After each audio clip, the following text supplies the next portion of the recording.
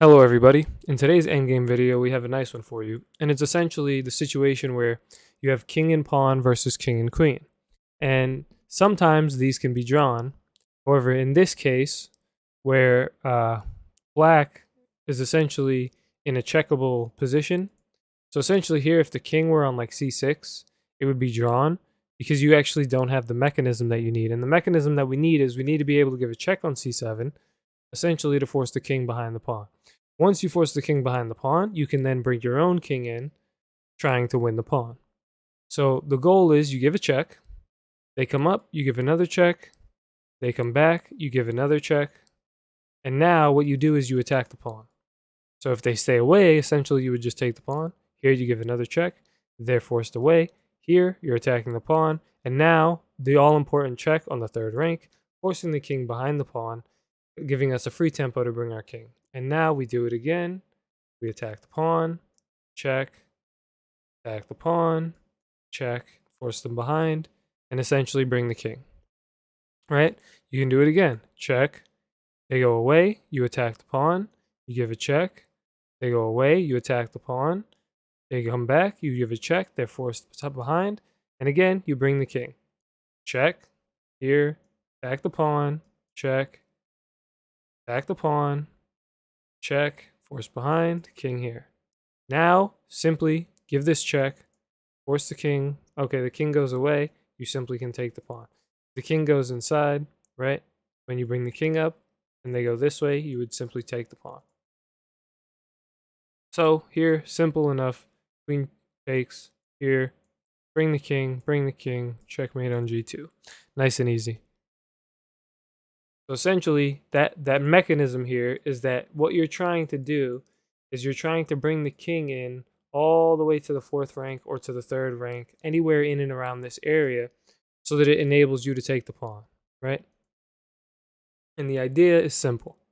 Force black's king behind the pawn, or put your queen in a position where they can't promote. And essentially, you rinse repeat this all the way until your king gets close enough for you to give a check on e3, you take the pawn. Essentially, you would, if they did it right, they would play king d1 on that last position. So it would be like check here. Let's say the queen were here. They would bring the king back to d1, right? And you would have to attack their pawn one more time. So you'd bring the king. They would bring the king out to c1, and then you would take the pawn, right? So the ideas are pretty simple. And essentially, what you're trying to do here is you're trying to force the king into a bad position to buy time. So next we have another one for you that's actually technically a draw, right? So we told you if it's a knight's pawn or a center pawn, meaning if it's one of these pawns, it's winning for white as long as you have this mechanism available for you. Otherwise, they'll promote and you'll have a drawn position, queen and king versus queen and king, which is just a draw. And then otherwise, we're going to show you another position, right? So here you have this one here. And so what this position is, we're actually going to shut this off. So what this position is the idea is that no matter what white does, black, since it's a bishop's pawn, so if it's a bishop's pawn or a rook's pawn, it's always drawn because of a stalemate trick, right?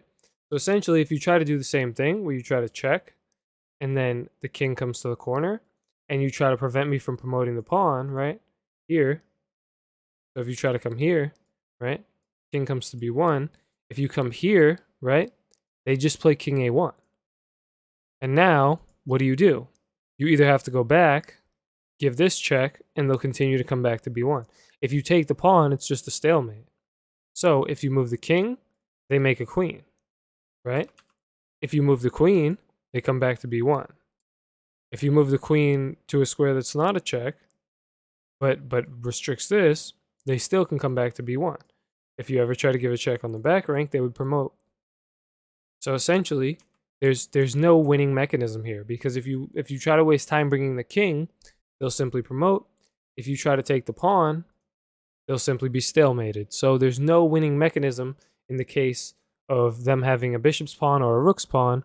And that's it for this video. So please don't forget to like, comment, and subscribe. Thanks for watching. Hope you enjoyed.